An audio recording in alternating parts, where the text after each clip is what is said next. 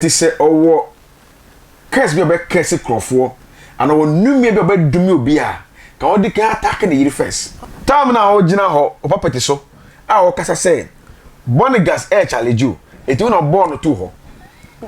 a o members edom ano papa na bonigas eti na obre no eti na obugbegu dem no na bonigas ho to no wusu na obugbegu a oti huchem so yiri ni wakwa na ede buseni bi ofio ai na sakrofo nyina anya atem say ye for pa for hospital ana asoja for the season say e man ye for umpia na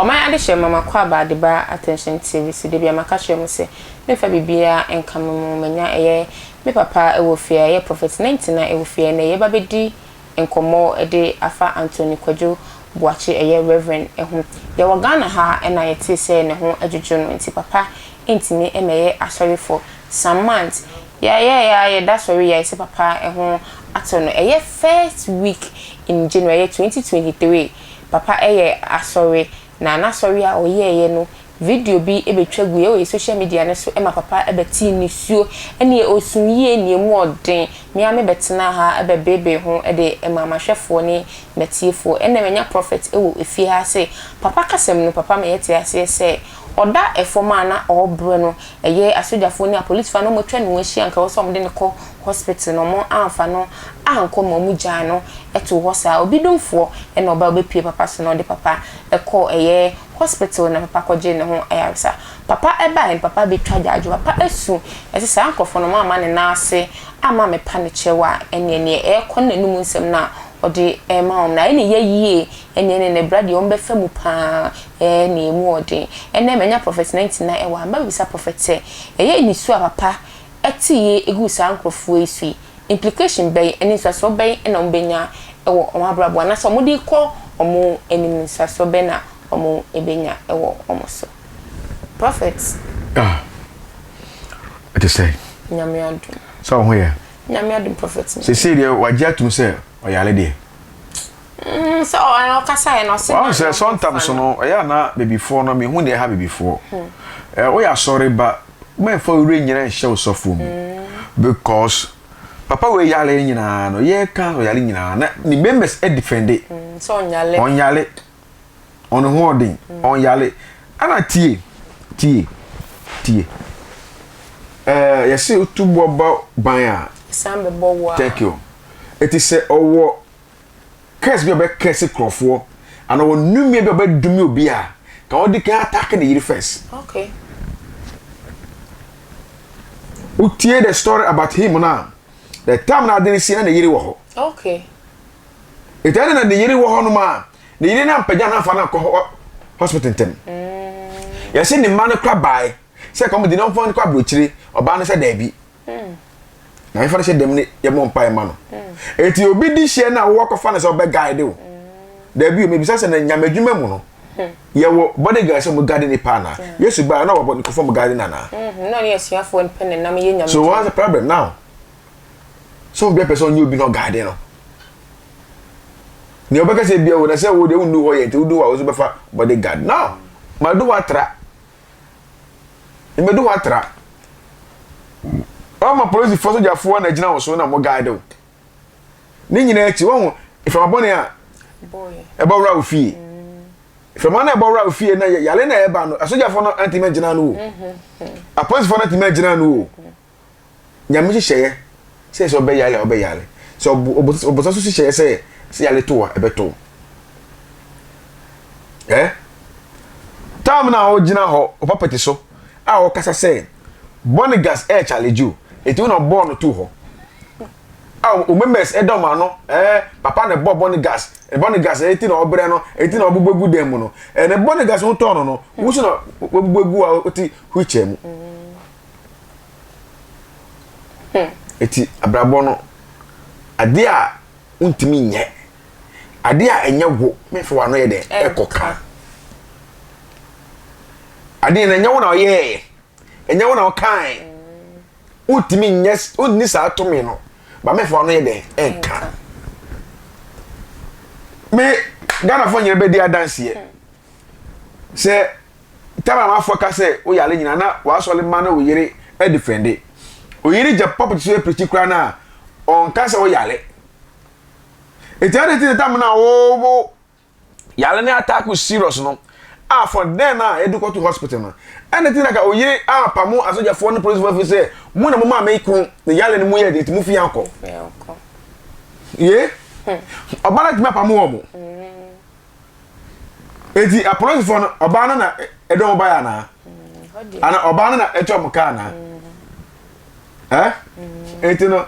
the case na nnumie no to be frankly speaking no ya we from so bi wo from ni pa so bi dum a eye adwuma okay eno bi so wo office bi a oni adum na adum o sofo ba na adum ayira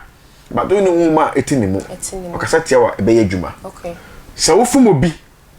na odum a eye adwuma okay so wa fom no na kuta kuma pa odum a eye adwuma e dey say duabo obi bo obi duabon e wonjina so okay oh the boy yeah okay wa dey ayira enyim na me fai wo se me na me fai chinchina me na me fai me so ade so me fa me ni ko se hu ade no ana se me hu se ade ni da ho ade we me hu se da ho e white but enyim na me fai man so mu kra enyim na me fai wo se ma ba ha ko na ade ni yira te se me na me fai sa de onko bodua enyame yes cause we nim ho hwe me da bi nyango pok bible se me ni hu ade se ade ni da ho ba man so mu e de na okobo medua wa o yale da hono mo no so ja fa police for nyina so o yale da moment no o yiri wo fie ho na o yiri ni ho wo bu so ni be na wo fie ho ti asoja for no mo rasho fa ko hospital na o mema na yale a ko ba ka se ye mo mpa ye ma no mema na yale de o ka se mo mpa ma no ba so fo yale de fa ko hospital nge beji mu akwanchire because wo yale atwas yale na attack o na die ni wo mo hono no say nye so ya phone police for kwana wo members wo den ya o members ni bi o house girl e fie for ne o mo wo hwe mo fie e bi gugu fie ho so yiri ni wo kwana den busu ni bi wo fie ho ai na sa akofo nyina anya atem say ye fa pa for hospital ana so ya phone the CC say e man ya fa un pia na that's the question to answer ni case ni numie no aka ni nyina no se asoja fo na afun na enye djuma e kasa hu okay keke e kasa hu keke o de beji ni din okay nyina so bi e na wo yale a wu mo mpa se erade so yale mo se mi kodumi obi onya sa na ye djuma fa se ne ho ato no e se de ne ho ato o so de nantie se na ye nimu no enye se no tie so di preacher mo e je sie no hu yale awu atale kwa odimi hye yi se ye obi hye mo e se wo so odumi obi eno e was asem wo yale da ho wo yale abraham timi na ti o ti preacher mo wo so se me dumi obi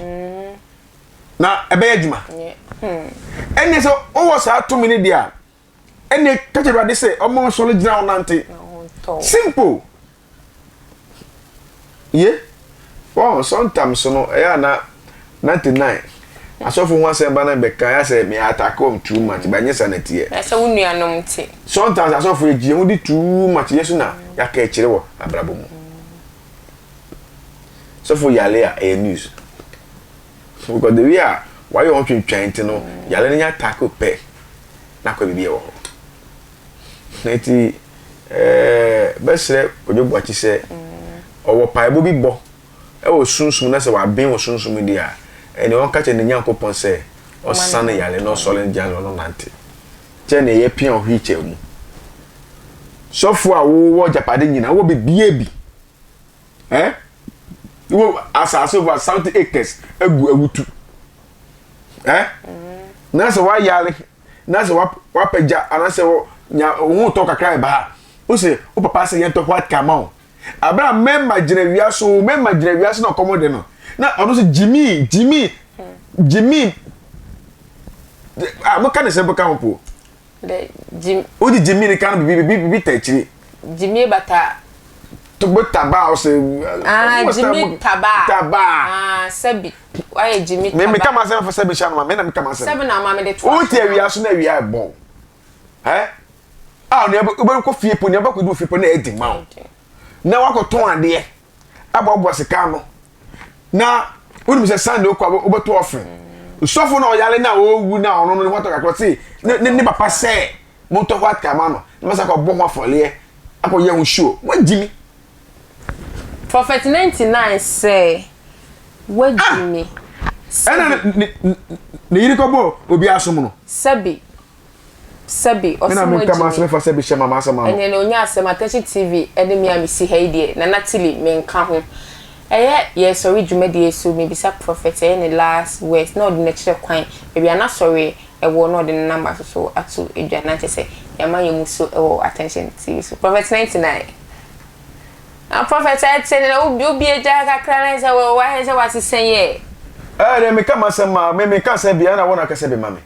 amen ka sama so ya de bia say ye Christopher na say ye bio madwe mu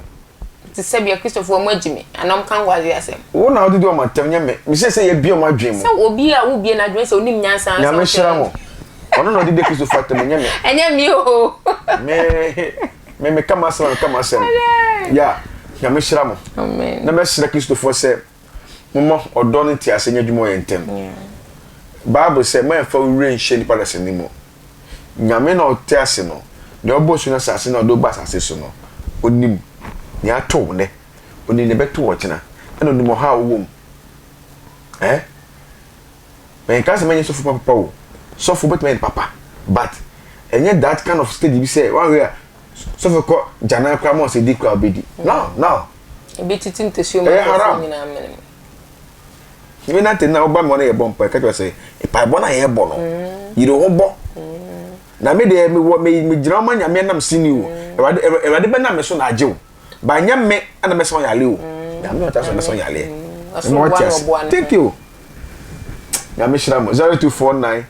05 0278 0249 05 0278 asoja fana police for na yakese wo mo no say information en fi wo mo a first na yin adwuma o wo case bi wo tumi bi so temi dumi obi dia and the catcher onyankopon say almost original nanti period maybe prophet 99 say Anthony Kwesi Boäkyé say uwo bibia ye de be bompaye na ho ento nanomie na ode adome police for ene ye sojafo nomie ni nyina so de enye adwuma enti wo bibia ene kenya ho na ho ento prophet 99 ye da se eto yen safa Attention TV so na obaye mo subscribe channel no emame na mo share videos na across all the social media platforms so na mo fa mo comment no embrace ne de bia mo ye ne nya prophet 99 wa ha say de na mo comment so de ya mo de badodo me da mo asese na natili de bia mo de mo comment ne bra mo san so efamra de bia emame ma sorry that's ne yesan e be share